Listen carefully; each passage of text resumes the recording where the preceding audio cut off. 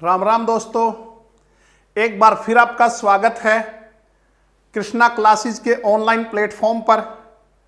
बच्चों, जो हमारी daily current affair Haryana GK की जो क्लास चली हुई उसके अंदर आपका स्वागत है।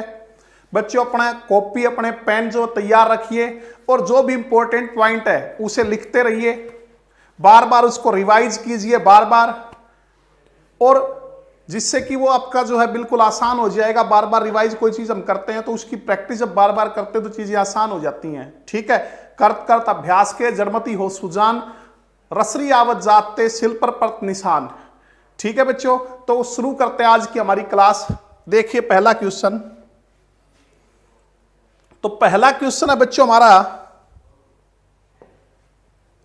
गुरुकुल में पढ़े प्रियांशु ने एनडीए व नेवल एकेडमी जो नौसेना से संबंधित है बच्चों की फाइनल लिस्ट में, फाइनल मेरिट लिस्ट में ऑल इंडिया में कौन सा रैंक प्राप्त किया है। बच्चों, ये जो प्रियांशु है मूल रूप से बिहार से हैं, लेकिन हमारे हरियाणा के कुरुक्षेत्र गुरुकुल में ये पढ़ते हैं। ठीक है, कहां पढ़ते थे? कुरुक्षेत्र गुरुकुल में पढ़ते थे। बच्चों, आपको ध्यान होगा इस कुरुक्षेत्र गुरुकुल के जो संरक्षक हैं वो कौन है? वो जो वर्तमान में गुजरात के जो राज्यपाल हैं, गुजरात के राज्यपाल कौन है बच्चों? आचार्य देवव्रत। कौन है? आचार्य देवव्रत। कहां से संबंध रखते हैं? हमारे हरियाणा से संबंध रखते हैं। ठीक है, तो वो इस कुरुक्षेत्र विश्वविद्यालय के संरक्षक हैं। तो वहां पे प्रियांशु जो है वो पढ़ता था, और अब इसने एनडीए और नेवल एकेडमी की फाइनल मेरिट में ऑल इंडिया में कौन सा रैंक प्राप्त किया? 25वां रैंक इन्होंने प्राप्त किया बच्चों। तो बच्चों, आप हमें कमेंट करके यह चीज बताइए कि आचार्य देवव्रत के अलावा हरियाणा की और किस किस हस्ती ने राज्यपाल के रूप में काम किया है, दूसरे स्टेट के जो राज्यपाल हैं उनके रूप में काम किया है। आचार्य देवव्रत जो फिलहाल किसके, गुजरात के जो राज्यपाल हैं, उसके अलावा और किस किस व्यक्ति ने, किस किस हस्ती ने जो है वो दूसरे राज्यों के राज्यपाल के रूप में काम किया है? कमेंट करके बताइए बच्चों। ठीक है, तो गुरुकुल में पढ़े प्रियांशु ने एनडीए व नेवल एकेडमी की फाइनल मेरिट में ऑल इंडिया में कौन सा रैंक प्राप्त किया?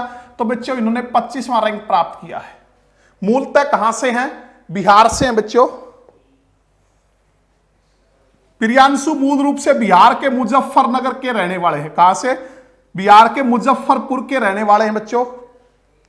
गुरुकुल कुरुक्षेत्र के छात्र प्रियांशु कश्यप ने यूपीएससी की, एनडीए और नेवल एकेडमी की फाइनल मेरिट लिस्ट में ऑल इंडिया में 25वां रैंक हासिल किया है। गुरुकुल के लिए बहुत सम्मान की बात है बच्चों। ये गुरुकुल के संरक्षक एवं गुजरात के राज्यपाल आचार्य देवव्रत। तो आचार्य देवव्रत फिलहाल जो गुजरात के राज्यपाल हैं, लेकिन कहां से संबंध रखते हैं? हरियाणा से।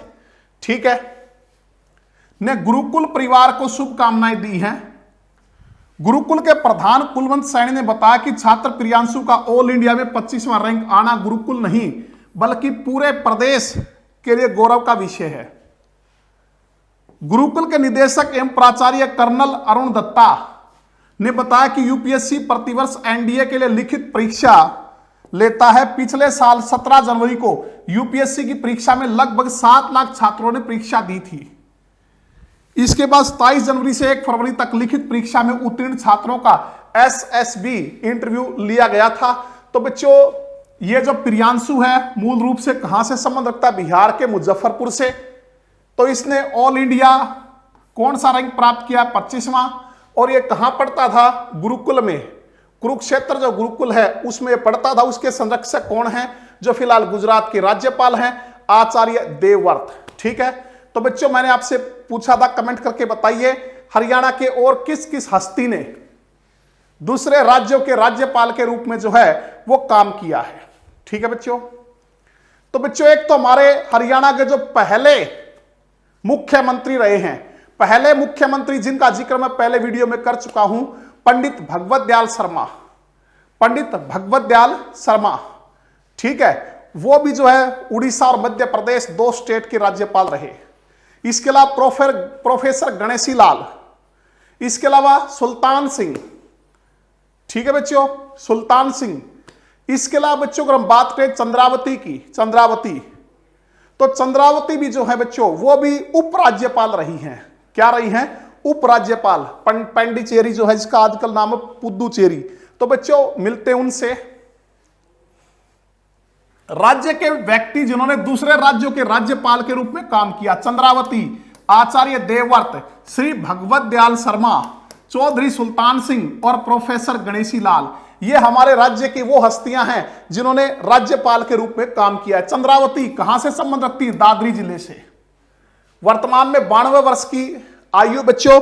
इन्होंने हाल ही में अभी मुख्यमंत्री श्री मनोहर लाल को पत्र लिखकर दादरी में गवर्नमेंट कॉलेज की मांग की है। दादरी में क्या? गवर्नमेंट कॉलेज की जो है मांग की बच्चों। यह राज्य की प्रथम महिला थी जिन्होंने राज्यपाल के रूप में काम किया। एक्चुअल में राज्यपाल नहीं, उपराज्यपाल थी बच्चों, क्योंकि आप जानते हो केंद्र शासित प्रदेश जो हैं उनमें उपराज्यपाल की पोस्ट होती है। तो यह पुदुचेरी, जिसका पहले नाम था पांडिचेरी, की उपराज्यपाल बनी। श्री भगवत दयाल शर्मा हरियाणा के पहले मुख्यमंत्री कहां से थे? बेरी से बच्चों। किस विधानसभा क्षेत्र से आते थे? बेरी से। भगवत दयाल शर्मा ने राज्यपाल के रूप में भी काम किया है। श्री भगवत दयाल शर्मा 1977 में ओडिशा के राज्यपाल बने। 1980 से 84 तक मध्य प्रदेश के राज्यपाल रहे। सुल्तान सिंह, सुल्तान सिंह सोनीपत जिले से संबंध रखते। कहां से? सोनीपत से। ग्रामीण क्षेत्र से आने वाले पहले राज्यपाल थे। ग्रामीण क्षेत्र से आने वाले पहले राज्यपाल थे। इन्होंने 1989 से 90 तक त्रिपुरा के राज्यपाल के रूप में काम किया। और बच्चों प्रोफेसर गणेशी लाल, ठीक है, तो ये कहां के राज्यपाल? ओडिशा के राज्यपाल। कहां से संबंध रखते हैं? सिरसा जिले से। और आचार्य देवव्रत जो है ये पहले कुरुक्षेत्र गुरुकुल के प्राचार्य थे, आजकल उस गुरुकुल के संरक्षक हैं, जहां जो विद्यार्थी प्रियांशु उसने ओवरऑल इंडिया जो रैंकिंग में एनडीए नेवल जो परीक्षा थी उसमें 25वां रैंक प्राप्त किया। यह गुजरात राज्य के राज्यपाल हैं वर्तमान में। इससे पहले ये हिमाचल प्रदेश के राज्यपाल थे। इससे पहले आचार्य देवव्रत कहां के राज्यपाल थे? हिमाचल के बच्चों, ठीक है। तो ये वो हस्तियां हैं जिन्होंने राज्यपाल के रूप में और उपराज्यपाल के रूप में काम किया है बच्चों, ठीक है, कर लोगे। तो चंद्रावती की अगर हम बात करें तो जो चंद्रावती है बच्चों ये कब रही थी उपराज्यपाल? 19 फरवरी 1990 से 18 दिसंबर 1990 तक। तो आगे चलते हैं बच्चों, नेक्स्ट क्वेश्चन देखिए। किस विश्वविद्यालय ने इस वर्ष आयुर्वेद में डिप्लोमा कोर्स शुरू करने का निर्णय लिया है? कौन सी यूनिवर्सिटी ऐसी है जिसने इस वर्ष आयुर्वेद में डिप्लोमा कोर्स शुरू करने का निर्णय लिया है? तो बच्चों पहले तो थोड़ा सा इन यूनिवर्सिटीज के बारे में पढ़ लेते हैं। महर्षि दयानंद विश्वविद्यालय आप जानते हैं बच्चों रोहतक में है। कब स्थापना हुई थी? 1976 में स्थापना हुई थी, ठीक है। तो वीसी कौन है? प्रोफेसर राजवीर सिंह, इनके वीसी हैं बच्चों। दूसरा बच्चों महर्षि वाल्मीकि संस्कृत विश्वविद्यालय, आप जानते हैं बच्चों ये कहां है? ये मुंदरी में। मुंदरी या मुंदड़ी कहां है बच्चों? कैथल में, ठीक है। तो इसके जो वीसी हैं, इसके वीसी हैं बच्चों श्रेयांश द्विवेदी, श्रेयांश द्विवेदी, श्रेयांश द्विवेदी बच्चों, ठीक है। इसके अलावा श्री कृष्णा आयुष विश्वविद्यालय, पिछली कक्षा में ही पढ़ा था बच्चों, कहां से है? कुरुक्षेत्र। 2017-18 में ये यूनिवर्सिटी जो शुरू हुई थी बच्चों। और हमने ये भी पढ़ा था कि इनके जो लोगो है, इसका जो प्रतीक चिन्ह है, उसका अनावरण हमारे जो वर्तमान गृह मंत्री हैं, वर्तमान हमारे स्वास्थ्य मंत्री श्री अनिल विज के द्वारा किया गया था, ठीक है बच्चों। और पिछली वीडियो हमने पढ़ा था कि इन्होंने इस वर्ष से पंचक्रम में जो 1 वर्षीय डिप्लोमा जो है, पंचक्रम में 1 वर्षीय डिप्लोमा इन्होंने इस साल से शुरू किया। ये हमने पिछली वीडियो में पढ़ा था। और ऐसा करने वाली ये जो यूनिवर्सिटी बच्चों, ये पहली यूनिवर्सिटी है, हमारे हरियाणा की पहली यूनिवर्सिटी है जिसने पंचक्रम में 1 वर्ष का डिप्लोमा शुरू किया इसी सेशन से। तो इस 2017-18 में जो है ये बनी थी। तो बच्चों किस विश्वविद्यालय ने इस वर्ष से आयुर्वेद में डिप्लोमा कोर्स शुरू करने का निर्णय लिया है? तो वो लिया महर्षि वाल्मीकि संस्कृत विश्वविद्यालय ने। कहा है बच्चों? मुंद्री कैथल में। ठीक है, वीसी कौन है? श्रेयांश द्विवेदी। बच्चों महर्षि संस्कृत विश्वविद्यालय में नए स्तर से आयुर्वेद में डिप्लोमा कोर्स शुरू किया जाएगा। इसके लिए विश्वविद्यालय की ओर से शुरुआती चरण में 10 सीटें देने की घोषणा की है। शुरू में कितनी सीटें इसके लिए निर्धारित की गई? 10 सीटें। विश्वविद्यालय की ओर से नए शिक्षा स्तर से आयुर्वेद के अलावा संस्कृत में वेब डिजाइनिंग, जीवन प्रबंधनम, संगणक कंप्यूटर को बोलते हैं बच्चों, पर्यावरण, वैदिक गणित, लिपि प्रबंधन में भी नए डिप्लोमा कोर्स शुरू कराए गए हैं।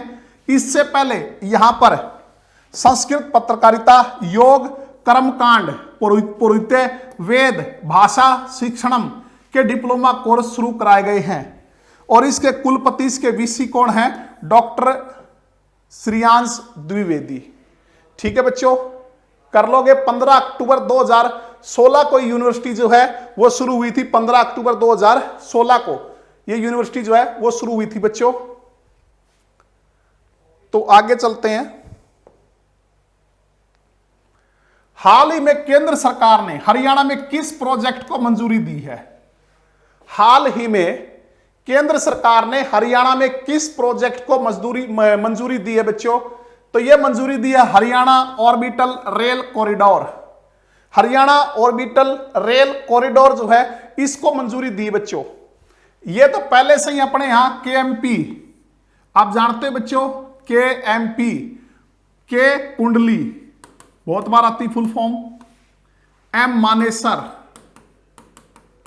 और पी मानेसर और पी पलवल, ये एक्सप्रेसवे, पश्चिमी परिधीय एक्सप्रेसवे भी बच्चों इसके पैरेलल बनाई जाएगा। ये जो हरियाणा ऑर्बिटल रेल कॉरिडोर है वो किसके पैरेलल बनेगा? जो पश्चिमी परिधीय एक्सप्रेसवे है इसके जो है वो समानांतर बनेगा बच्चों। ठीक है, तो ये क्वेश्चन भी पूछ सकता है कि केंद्र सरकार ने किस प्रोजेक्ट को मंजूरी दी?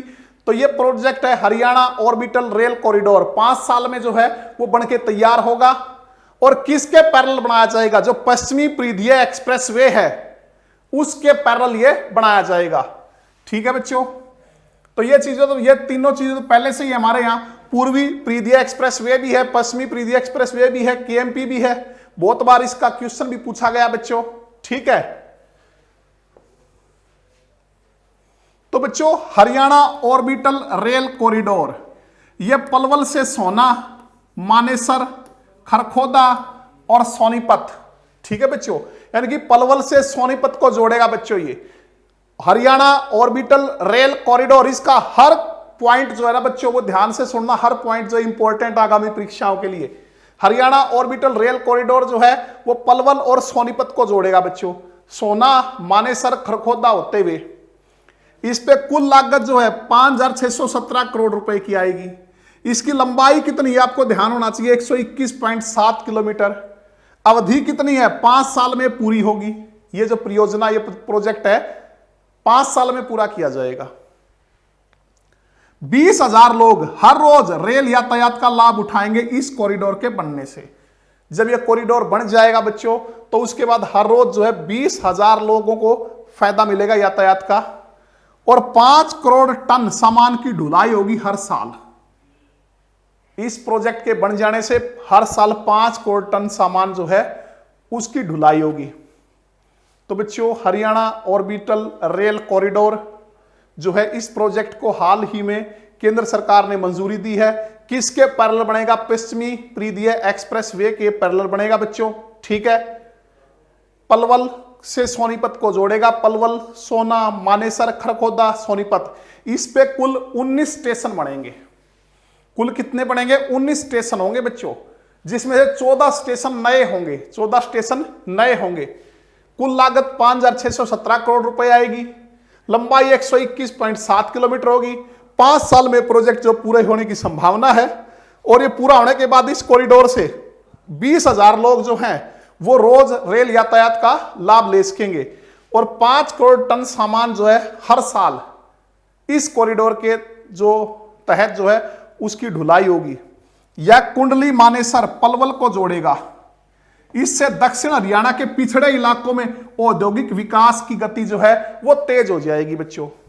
गलियारे को पूरा करने के लिए Haryana rail infrastructure development corporation limited नाम से कंपनी का गठन किया गया है।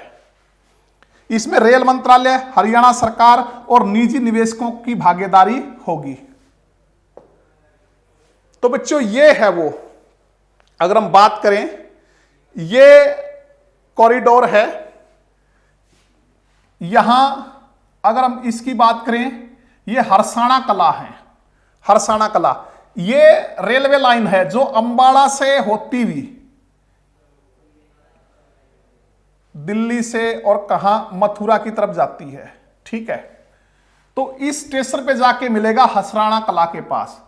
तो जो सोनीपत के जो तरकपुर है, खरखोदा है, इसके अलावा जो जासौर खेड़ी है, इसके अलावा आगे जो बात करें बादली की, और यहां से होते हुए ये फर्रुखनगर और मानेसर, यहां से होते हुए सोना, सोना से होते हुए और ये कहां जा मिलेगा, पलवल। तो ये कॉरिडोर होगा बच्चों।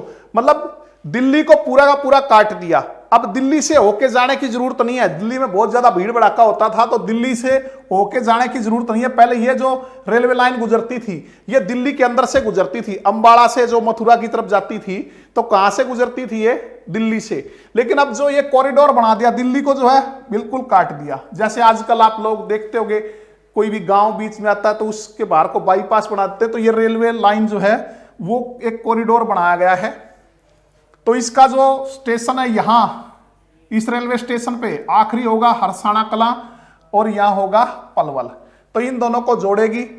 ठीक है, तो ये हम कह सकते हैं कुंडली, खरखोदा, ये सांपड़ा वगैरह होते हुए और बादली, बादली के बाद जो है बाडसा, बाडसा से होते हुए मानेसर, मानेसर से सोना और सोना से जो है फिर कहां पे, पलवल। तो ये है बच्चों, ये हमारा जो कॉरिडोर है जिसपे कि 19 स्टेशन बनाए जाएंगे। 14 स्टेशन उनमें से नए होंगे, बाकी टोटल कितने, 19 स्टेशन होंगे इसके ऊपर। तो इससे 20,000 लोग जो हैं रोज यातायात कर सकेंगे। इसके अलावा आपने पढ़ लिया बच्चों, 5 साल में जो है बनके तैयार होगा। ठीक है, तो ये हमारी दिल्ली है बच्चों, जो आपको ब्लू कलर में दिखाई दे रही है। हरियाणा की गोदी में बैठी प्रतीत होती है। आप जानते हो 3 ओर से हरियाणा ने घेर रखा है इसको, यहां से और यहां तक अगर हम बात करें तो ये जो पूर्वी सीमा है इसकी दिल्ली की, वो हरियाणा से घिरी हुई नहीं है, बाकी जो है वो हरियाणा से घिरी हुई है। ठीक है, इस गलियारे के बनने से दिल्ली से होकर गुजरने वाली मालगाड़ियों का मार्ग परिवर्तित करने में मदद मिलेगी। साथ ही हरियाणा के उप क्षेत्र में मल्टी मॉडल लॉजिस्टिक हब विकसित करने में भी मदद मिलेगी। ठीक है, कॉरिडोर पर 19 स्टेशन होंगे। उत्तर से कॉरिडोर उत्तर से दक्षिण हरियाणा को सीधे जोड़ेगा। इससे पलवल, मानेसर, सोना, फर्रुखनगर, खरखोदा, सोनीपत सहित कई शहर कनेक्ट होंगे। इस पर 19 स्टेशन होंगे। इनमें न्यू पृथला, सिलानी, सोना, धुलावत, ये जो है बच्चों 19 के 19 जो आप नाम पढ़ लेना। ठीक है, तो इसमें से 19 में से 14 स्टेशन जो नए होंगे बच्चों। 14 स्टेशन क्या होंगे, नए होंगे। ठीक है, कर लोगे। आगे चलते हैं बच्चों। हरियाणा सरकार ने निम्नलिखित किस स्थान पर फिल्म सिटी विकसित करने का फैसला किया है। हरियाणा सरकार ने हाल ही में कहता किस स्थान पर फिल्म सिटी विकसित करने का फैसला लिया है। तो बच्चों ये आप जानते होंगे कहां लिया है। तो बच्चों ये लिया है पिंजौर में। कहां लिया है, पिंजौर में। पिंजौर जिसको नैनो सिटी भी कहा जाता है। पिंजौर को क्या कहा जाता है बच्चों, नैनो सिटी।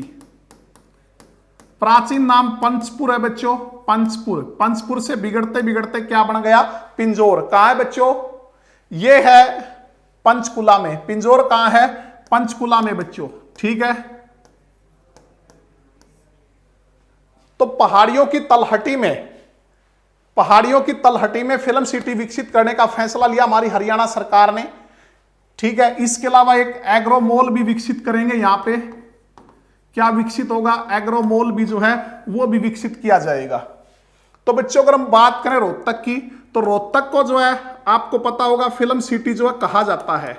वर्तमान में रोहतक को जो है फिल्म सिटी कहा जाता है बच्चों।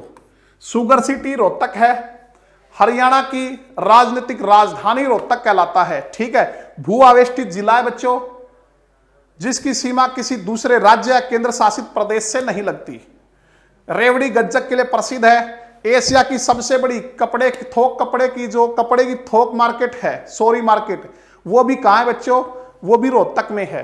ठीक है, तो बच्चों 1 नवंबर 1966 को इसका गठन हुआ था। अगर हम बात करें रोहतक का क्षेत्र कितना है बच्चों, तो आप जानते हो 1745 है। कितना है, 1745 वर्ग किलोमीटर जो है वो रोहतक का क्षेत्रफल है। बच्चों अगर हम बात करें झज्जर की, तो झज्जर का क्षेत्रफल कितना है, 1834 वर्ग किलोमीटर जो है वो झज्जर का क्षेत्रफल है। कब बना था झज्जर, तो झज्जर का गठन हुआ था 15 जुलाई 1997। 15 जुलाई 1997 को झज्जर बना था बच्चों। इसी दिन एक शहर और बना था, एक जिला और बना था, Fatehabad, pink city. Pink city जिसको आप कहते हो फतेहाबाद, वो भी बच्चों 15 जुलाई 1997 को बना था। झज्जर भी 15 जुलाई 1997 को बना था। और फतेहाबाद का जो एरिया है 2538 वर्ग किलोमीटर है। ठीक है बच्चों, ऑफिशियल साइट के अनुसार फतेहाबाद का क्षेत्रफल 2538 वर्ग किलोमीटर है बच्चों। तो झज्जर में आपको ध्यान होगा बच्चों, जो निर्माता निर्देशक हैं प्रसिद्ध सुभाष गही। कौन, सुभाष गही। उन्होंने जो है सरकार से आग्रह किया था पहले झज्जर में फिल्म सिटी बनाने का। तो रोहतक हमारी पहले फिल्म सिटी होती थी, लेकिन वर्तमान में कहां विकसित की जा रही है, ध्यान रखना बच्चों। वर्तमान में जो है नैनो सिटी जिसे हम कहते हैं, पिंजो और पंचकुला की पहाड़ियों में जो है वो इसको विकसित किया जा रहा है। इसका फैसला लिया अभी सरकार ने। इसी प्रकार बच्चों मैंने आपको पहले बताया था, पहले हमारी सांस्कृतिक राजधानी रोहतक होती थी, लेकिन पिछले साल हमारे माननीय मुख्यमंत्री श्री मनोहर लाल जी ने कुरुक्षेत्र को हरियाणा की सांस्कृतिक राजधानी बनाने की घोषणा की थी। तो ये ध्यान रखना बच्चों। बच्चों अगर हम गुरुग्राम की बात करें, तो आप जानते हो प्राचीन नाम क्या था, गुड़गांव। ठीक है, उससे पहले गुरुगाम, गुरु मतलब द्रोणाचार्य से संबंध बताते हैं, तो गुरु का गांव इसको कहते थे बच्चों। 1 नवंबर 1966 को जब हरियाणा का गठन हुआ तो 7 जिले बने, उनमें से गुरुग्राम भी एक था। इसका क्षेत्रफल है बच्चों 1253 वर्ग किलोमीटर। ठीक है, कर लोगे बच्चों। हरियाणा सरकार पहाड़ों की तलहटी में फिल्म सिटी विकसित करेगी। इसके लिए पिंजौर का चयन किया गया है। किसका चयन किया गया है, पिंजौर। पिंजौर बच्चों आपको पता होगा, जो आम्र मेला है, आमों का मेला, उसके लिए भी प्रसिद्ध है बच्चों पिंजौर। पिंजौर में फिल्म सिटी के निर्माण के लिए सीएम ने अधिकारियों को योजना बनाने के निर्देश दिए हैं। साथ में एक एग्रो मॉल भी बच्चों बनाया जाएगा। और बच्चों पहले आपको ध्यान होगा, पिंजौर जो HMT के लिए प्रसिद्ध था। HMT, Hindustan machine tools. Hindustan machine tools जो है कहां थी बच्चों, वो पंचकुला के पिंजौर में है फिलहाल, जो वर्तमान में बंद है बच्चों। इसके लिए HMT के लिए प्रसिद्ध था बच्चों ये।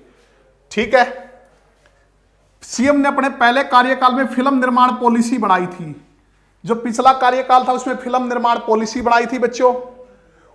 उन्होंने कहा कि हरियाणा फिल्म निर्माण के लिए उपयुक्त जगह है। शूटिंग के लिए हरियाणा में कई सुंदर स्थान हैं। हरियाणा फिल्म नीति में भी सार्वजनिक और निजी विकसित करने की बात कही गई थी। सार्वजनिक और निजी सहयोग से जो है बच्चों, सहयोग से फिल्म सिटी विकसित करने की बात कही गई है, ताकि सिनेमा जगत से जुड़े लोग एक ही स्थान से काम कर चुके। ठीक है बच्चों, तो कहां फिल्म सिटी विकसित करने का फैसला हमारी हरियाणा सरकार ने लिया है, तो बच्चों लिया पिंजौर में। पहले हम फिल्म सिटी किसको कहते हैं, रोहतक को माना जाता है बच्चों। अब कौन सी होगी, पिंजौर होगी। और यहां एक एग्रो मॉल जो है वो भी बच्चों विकसित किया जाएगा। एग्रो मॉल भी विकसित किया जाएगा बच्चों। हाल ही में हरियाणा कांग्रेस का नया इंचार्ज किसे बनाया गया है, तो बच्चों हाल ही में हरियाणा कांग्रेस का नया इंचार्ज किसे बनाया गया है? तो यह बनाया गया बच्चों विवेक बंसल को। किसे बनाया गया है? विवेक बंसल को। बच्चों ये है विवेक बंसल, जिन्हें हरियाणा कांग्रेस का नया इंचार्ज, नया प्रभारी बनाया गया बच्चों। ठीक है, पहले जम्मू कश्मीर के पूर्व केंद्रीय मंत्री गुलाम नबी आजाद, इनको हरियाणा कांग्रेस के प्रभारी पद से हटा दिया गया। पहले कौन थे?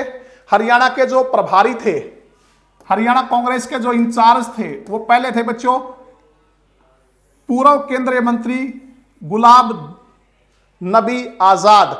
तो इनको हटा दिया, उनके स्थान पे किसको बनाया गया है? विवेक बंसल को बनाया गया है। ठीक है, और इसके अलावा जो ये है रणदीप सिंह सुरजेवाला, रणदीप सिंह सुरजेवाला।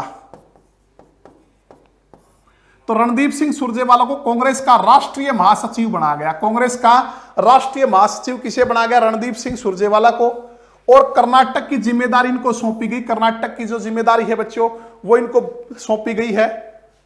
इसके साथ ही 6 सदस्यीय विशेष कमेटी में भी शामिल किया गया है। तो यह बात रणदीप सिंह की हो रही है बच्चों। रणदीप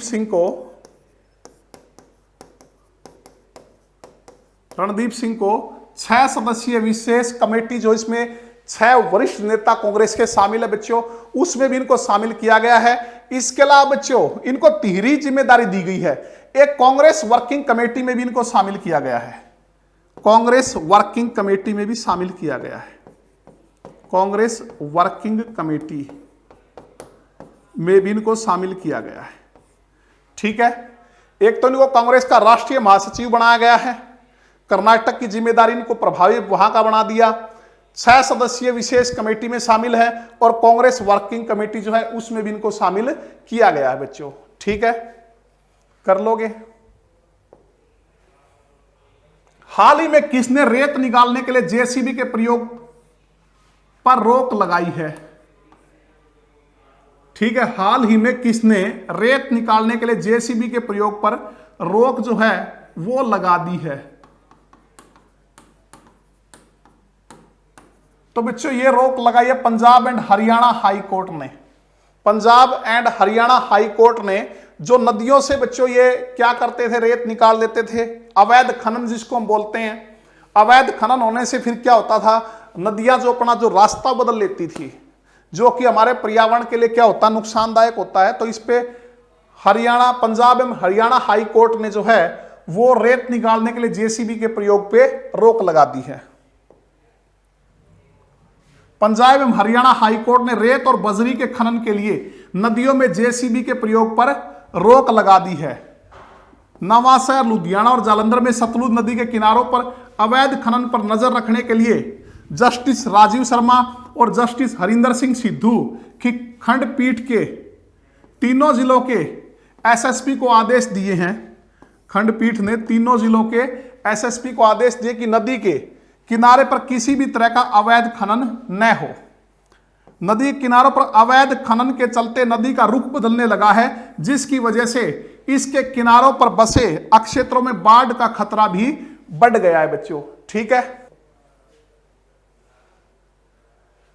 इसके साथ ही नदियों पर बने पुलों की सुरक्षा के लिए बड़े पुलों से 1 किलोमीटर और छोटे पुलों से आधे किलोमीटर की दूरी तक खनन पर रोक लगा दी है। तो रोक लगाई है Punjab and Haryana high court ने। ठीक है बच्चों, ये Punjab and Haryana high court है। अब थोड़ा सा इनके बारे में पढ़ लेते हैं। पहले कमेंट करके ये बताइए कि Punjab and Haryana high court के जो मुख्य न्यायाधीश हैं वर्तमान में कौन हैं? Punjab and Haryana high court के वर्तमान में मुख्य न्यायाधीश कौन है बच्चों? कमेंट करके बताइए।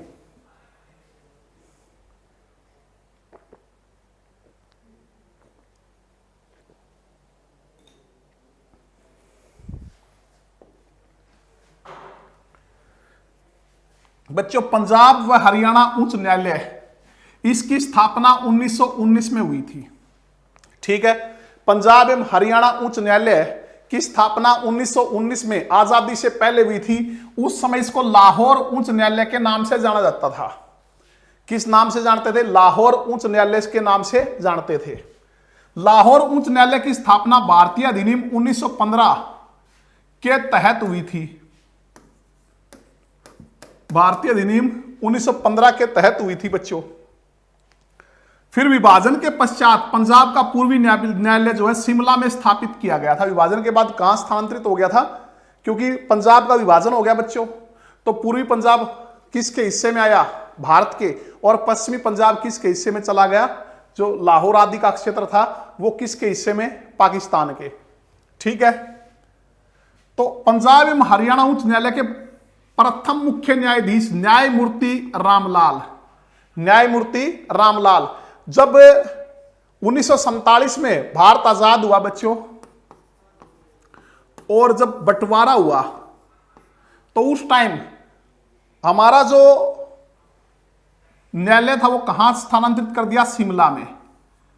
और इसके पहले मुख्य न्यायाधीश कौन बने? न्यायमूर्ति रामलाल। ठीक है, और पंजाब एवं हरियाणा उच्च न्यायालय के प्रथम भारतीय न्यायाधीश सर सादीलाल थे, 1920 में बने थे। कहां से संबंध रखते थे? कमेंट करके बताइए बच्चों। तो हमने क्या कहा था, क्या पढ़ा कि जो आज जो पंजाब एवं हरियाणा उच्च न्यायालय है उसकी स्थापना 1919 में हुई थी। उस टाइम ये लाहौर उच्च न्यायालय के नाम से जाना जाता था। ठीक है, भारतीय अधिनियम 1915 के तहत इसकी स्थापना हुई थी। और इसके जो पहले भारतीय न्यायाधीश थे वो कौन बने थे? ये उस टाइम की बात हो रही बच्चों, तो वो बने थे सर सादीलाल 1920 में। कहां से संबंध रखते हैं आपको कमेंट करके बताना है। और जब 1947 में जब बंटवारा हुआ, तो विभाजन जब हुआ बच्चों, तो उस टाइम ये जो पंजाब का पूर्वी न्यायालय था वो कहां स्थापित कर दिया? वो शिमला में स्थापित कर दिया। और उस टाइम जब स्वतंत्र हुआ हमारा देश, तो पंजाब एवं हरियाणा उच्च न्यायालय के प्रमुख मुख्य न्यायाधीश कौन बने? प्रथम मुख्य न्यायाधीश वो बने बच्चों न्यायमूर्ति रामलाल। और जब हरियाणा का गठन हुआ, यानी कि 1966 की अगर हम बात करें, 1966 के समय उच्च न्यायालय के मुख्य न्यायाधीश कौन थे? न्यायमूर्ति मेहर सिंह। और बच्चों पंजाब एवं हरियाणा उच्च न्यायालय के वर्तमान न्यायाधीश कौन हैं? तो वर्तमान है रविशंकर झा। 6 अक्टूबर 2019 से 6 अक्टूबर 2019 से बच्चों। ठीक है, कौन है? रविशंकर झा। तो आपको ध्यान ये रखना है कि जो पहले भारतीय न्यायाधीश थे वो कौन थे? सर सादीलाल।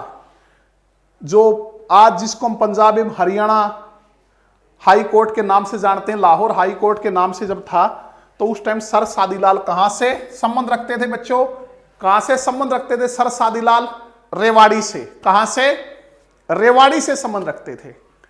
इसके बाद जब भारत आजाद हुआ तो न्यायालय कहां स्थानांतरित कर दिया? शिमला में। ठीक है, शिमला में स्थानांतरित किया। तो 1947 की बात करें, जब भारत आजाद हुआ, तो इसके उस टाइम मुख्य न्यायाधीश, या हम कह सकते हैं प्रथम मुख्य न्यायाधीश, वो न्यायमूर्ति रामलाल थे। और जब हरियाणा का गठन हुआ 1966 में, उस टाइम इसके मुख्य न्यायाधीश कौन थे? न्यायमूर्ति मेहर सिंह थे। ठीक है, और वर्तमान में बच्चों जो है इसके वर्तमान न्यायाधीश कौन है? वो है न्यायमूर्ति रविशंकर झा, 6 अक्टूबर 2019 से। और फिलहाल जो है ये कहां है बच्चों? चंडीगढ़ में। वर्तमान में कहां है? चंडीगढ़ में। ठीक है, तो आगे चलते हैं। हरियाणा के किस जिले के एच.सी. गर्ग ने gold book of world record में 6 बार अपना नाम दर्ज करवाया है?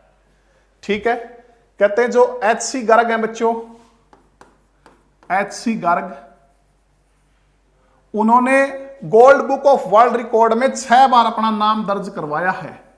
वो किस जिले से संबंध रखते हैं? तो बच्चों वो संबंध रखते हैं फरीदाबाद से। कहां से संबंध रखते हैं? फरीदाबाद, जो हमारी औद्योगिक नगरी है बच्चों, फरीदाबाद, वहां से संबंध रखते हैं। 15 अगस्त 1979 को 12वें जिले के रूप में गठन हुआ था बच्चों। वर्तमान में क्षेत्रफल के हिसाब से जो सबसे छोटा हमारा जिला है, 743 वर्ग किलोमीटर जो इसका क्षेत्रफल है बच्चों।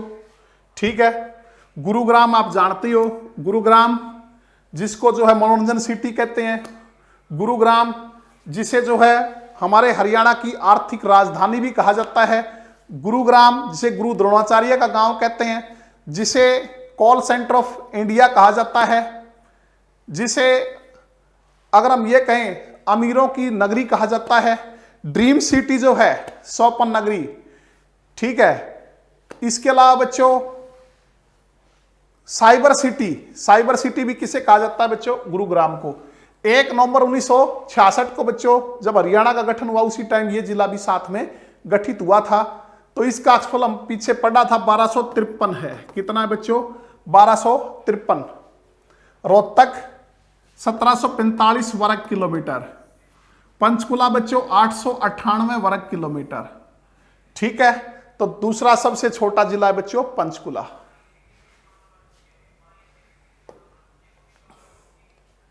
बच्चों फरीदाबाद के रहने वाले एच.सी. गर्ग 70 साल की उम्र में भी एक के बाद एक रिकॉर्ड अपने नाम किए जा रहे हैं।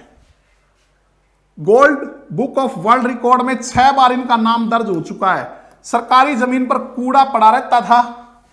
यहां से उठने वाली बदबू मार्केट के दुकानदारों, आते जाते लोगों के लिए परेशानी का सबब बनी हुई थी। इससे यह काफी परेशान थे लोग। उन्होंने जगह को साफ करवाया, 4 दीवारी उसकी निकलवाई, दोनों ओर गेट लगवा कर इसे हरा भरा करने की कवायद शुरू कर दी। अब जो है इस पर उनके 1 लाख रुपए खर्च हुए, पर आज यहां हर ओर चारों ओर हरियाली दिखाई देती है। वहीं औषधीय फूल पत्तों से लोग स्वास्थ्य लाभ भी ले रहे हैं, क्योंकि साथ में इसने जो है वहां पे औषधीय पौधे लगाए बच्चों इन्होंने। साथ ही इन्होंने तुलसी का भी इसी बगिया में, तुलसी का 7 फुट 5 इंच जो लंबा पौधा है वो उगाया था। इस पर भी इनके नाम रिकॉर्ड है। तुलसी का इसी बगीचे में इन्होंने 7 फुट 5 इंच का पौधा जो है उगाया था। यह भी वर्ल्ड रिकॉर्ड जो है बच्चों इनके नाम है। एच.सी. गर्ग के नाम इससे पहले कपालभाति, गर्भासन, मत्स्य ताड़ासन और तुलासन में भी golden book of world record बनाया हुआ इन्होंने। अब पार्क में नीम, बड़, पीपल, गेंदा, चंपा, छुई मुई, अर्जुन, एलोवेरा, गुड़हल, कदम, तुलसी सहित अन्य दर्जनों पेड़ पौधे हैं। इस बगिया की एक और खास बात यह है कि यहां 7 फुट इंच के गेंदे के फूल के कई पौधे हैं। इसके लिए gold book of world record Garg के नाम दर्ज करवाया है। ठीक है बच्चों, गेंदे के 7 फुट जो है से भी बड़े जो पौधे हैं बच्चों, वो इन्होंने गेंदे के भी यहां उगाए हैं। तो इसलिए बच्चों 6 बार इनका जो नाम है वो gold book of world record में दर्ज हो चुका है। तो अगला है बच्चों, हरियाणा के किस जिले में साइबर क्राइम को रोकने के लिए जागरूकता टीम का गठन किया जाएगा? साइबर क्राइम को रोकने के लिए बच्चों तो जागरूकता टीम जो है वो कहां गठित होगी? आजकल आप जानते हो बच्चों साइबर क्राइम जो बहुत ज्यादा बढ़ता जा रहा है। ठीक है, किसी से भी बच्चों जो है धोखे से ओटीपी वगैरह प्राप्त कर लेना, उसके जो अकाउंट को जो है वो खाली कर देना, इस तरह की बहुत सी चीजें आप जानते हो बच्चों। साइबर क्राइम बहुत बढ़ता जा रहा है दिन प्रतिदिन। तो उसको रोकने के लिए जागरूकता टीम का गठन कहां किया जाएगा? तो ये किया जाएगा गुरुग्राम में। कहां किया जाएगा? गुरुग्राम में बच्चों। गुरुग्राम का क्षेत्रफल कितना है? 1253। हिसार का बच्चों हम पीछे वीडियो में पढ़ चुके हैं 3983। फरीदाबाद 743, पंचकुला 898। ठीक है,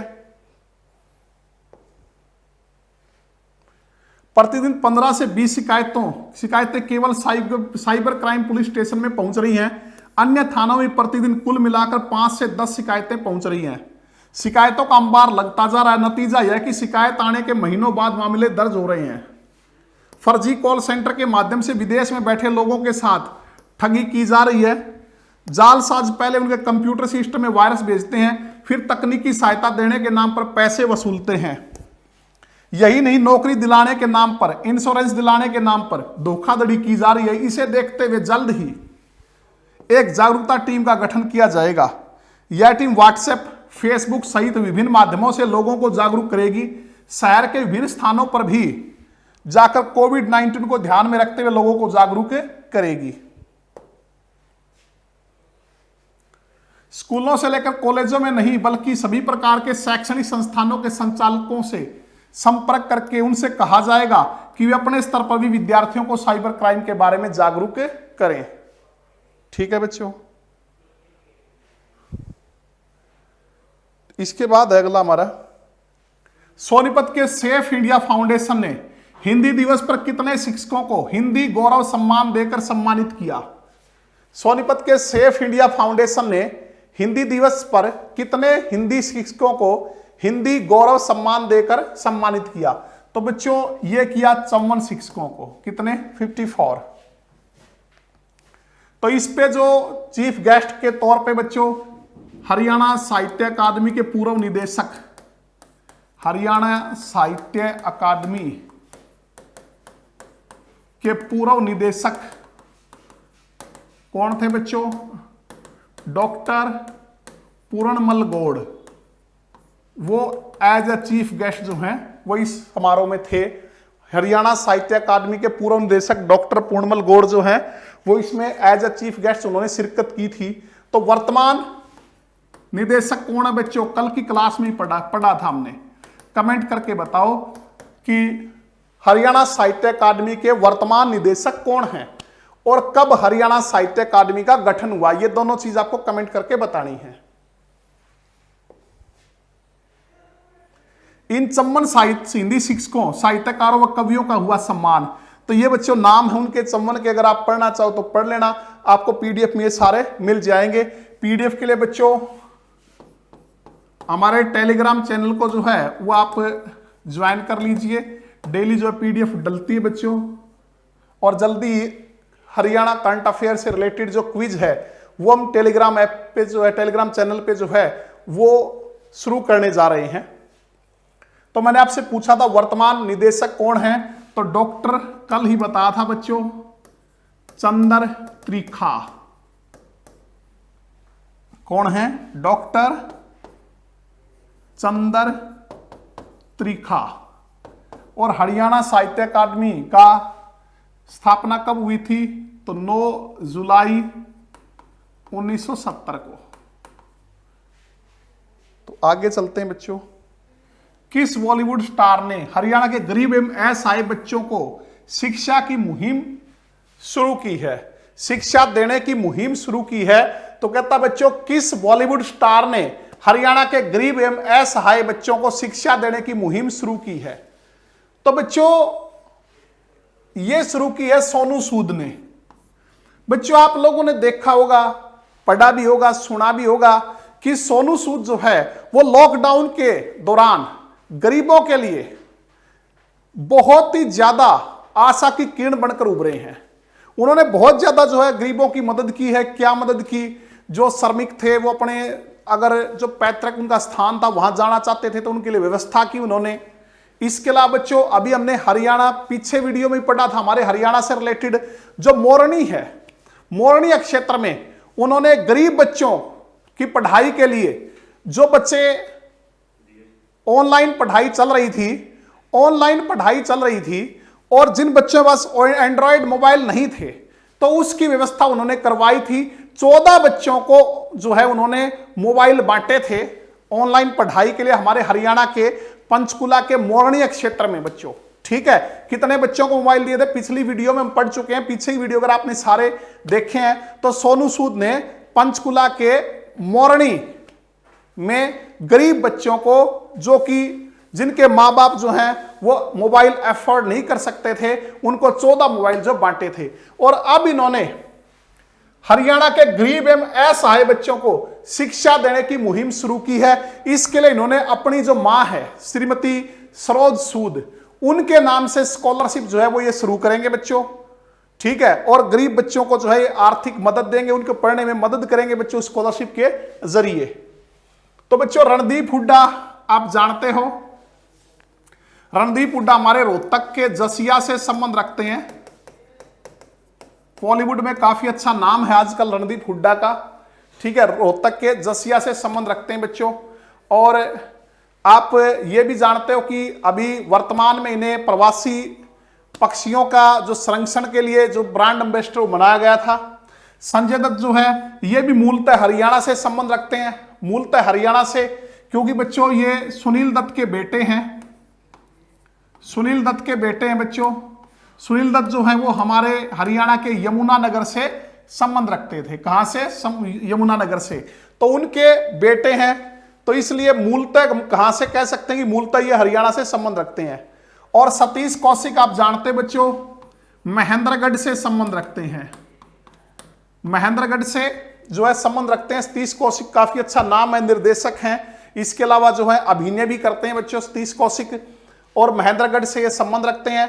और अभी फिलहाल जो है जो हमारी सरकार ने 2020 में, जनवरी 2020 में जो फिल्म प्रोत्साहन जो बोर्ड बनाया था, फिल्म प्रोत्साहन बोर्ड, उसके निदेशक जो हैं वो कौन है? सतीश कौशिक। हरियाणा फिल्म प्रोत्साहन बोर्ड के निदेशक जो है बच्चों, इसके डायरेक्टर कौन है? वो सतीश कौशिक हैं। कौन है? सतीश कौशिक। कहां से संबंध रखते हैं बच्चों? महेंद्रगढ़ से संबंध रखते हैं। ठीक है, अभी जो है हाल में इन्होंने जो अपनी फिल्म, हरियाणवी फिल्म जो बनाई है, कौन सी बच्चों? आप कमेंट करके बताइए। पिछली वीडियो में हम पढ़ चुके हैं, सतीश कौशिक ने हाल ही में कौन सी हरियाणवी फिल्म जो है वो बनाई है। ठीक है, बॉलीवुड स्टार सोनू सूद ने जरूरतमंद लोगों की मदद के लिए मदद करने के साथ ही गरीब बच्चों के व विद्यार्थियों का हाथ थामा। उन्होंने गरीब बच्चों व असहाय परिवार के बच्चों को उच्च शिक्षा दिलाने के लिए मुहिम शुरू की है। इसमें सोनू सूद के करीबी व करनाल के प्रमुख समाज सेवी प्रवेश गाबा भी उनका साथ देंगे। करनाल के प्रमुख समाज सेवी प्रवेश गाबा, वो जो कि सोनू सूद के करीबी हैं, सहित अन्य सामाजिक संगठनों के प्रतिनिधि सक्रिय भागीदारी करेंगे। सोनू की माता श्रीमती सरोज सूद जो है, उनके नाम पर ऐसे बच्चों को छात्रवृत्ति दी जाएगी जो प्रतिभावान होने के बावजूद संसाधनों की कमी के कारण पढ़ नहीं पा रहे हैं। जो बहुत टैलेंटेड हैं बच्चे, लेकिन उनके जो माँ बाप हैं इस स्थिति में नहीं है कि उनका जो खर्चा उठा सकें, तो ऐसे बच्चों को ये छात्रवृत्ति देंगे। उनके लिए उच्च शिक्षण संस्थानों में पढ़ाई लिखाई से लेकर रहने व खाने तक का इंतजाम किया जाएगा। पढ़ाई के साथ साथ रहने और खाने का इंतजाम भी सोनू सूद उनके लिए करेंगे। इस संदर्भ में हरियाणा की सभी प्रमुख यूनिवर्सिटी सहित अन्य शिक्षण संस्थानों से संपर्क साधा जा रहा है। आवेदन की प्रक्रिया भी शुरू हो गई है। हिंदुस्तान बढ़ेगा तभी जब पढ़ेंगे सभी नारे के साथ शुरू हुई मुहिम में। तो कौन सा नारा बच्चों? हिंदुस्तान बढ़ेगा तभी जब पढ़ेंगे सभी। इस नारे के साथ यह मुहिम शुरू हुई है। उन परिवार के बच्चों को मदद मिलेगी जिनकी वार्षिक आय 2 लाख रुपए से कम है। उनका शैक्षिक रिकॉर्ड जो अच्छा होना जरूरी है, मतलब पढ़ने लिखने वाले बच्चे हों, टैलेंटेड बच्चे हों। चयनित बच्चों के शिक्षण अध्ययन से लेकर हॉस्टल और खाने तक की जिम्मेदारी टीम उठाएगी।